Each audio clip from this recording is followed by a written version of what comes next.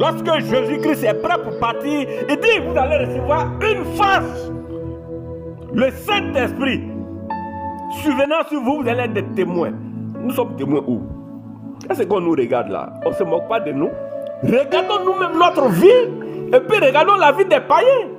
Regardons nos vies et puis regardons autour de nous. De quel Dieu nous parlons? De quel esprit nous parlons? Du Dieu qui a créé le ciel, la terre, la mer, l'univers à son déploiement?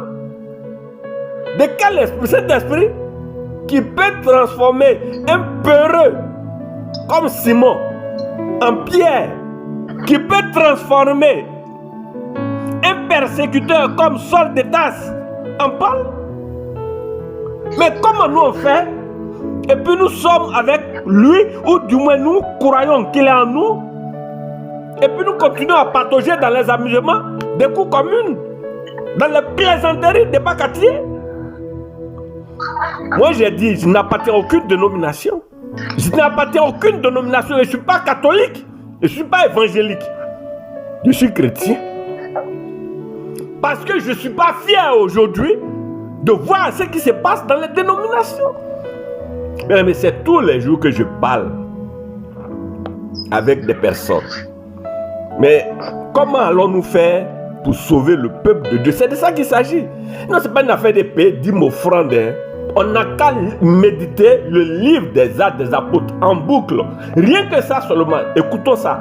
Mettons, nous ne pouvons pas lire. On n'a qu'à mettre la version audio. On n'a qu'à écouter seulement le livre des Actes des Apôtres. C'est le témoignage des premiers chrétiens. C'est pour que toi et moi, nous sachions qui nous sommes. C'est pour cela que cette partie du livre a été retenue.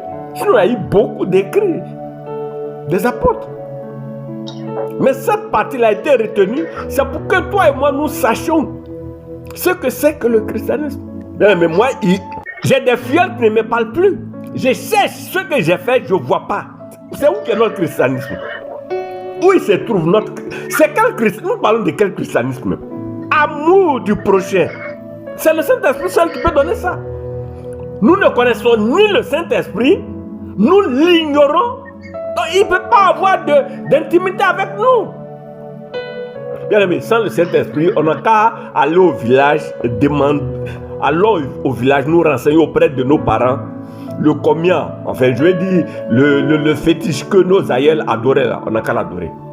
Lui et là, ils sont concrets. Et les fétiches de nos villages là, eux là, ils sont concrets. Voilà. Mais pour eux là, c'est limité. Sinon eux là, ils ont des puissances.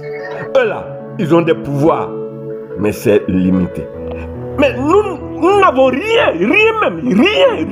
Nous sommes là comme ça. Nous suivons le monde comme cela.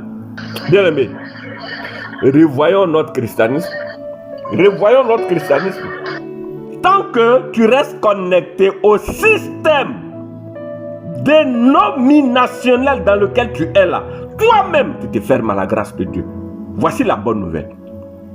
Bien aimé, tant que tu restes accroché à ta dénomination là, toi, il n'y a pas une seule dénomination aujourd'hui qui vit en tant que chrétien, ça n'existe pas.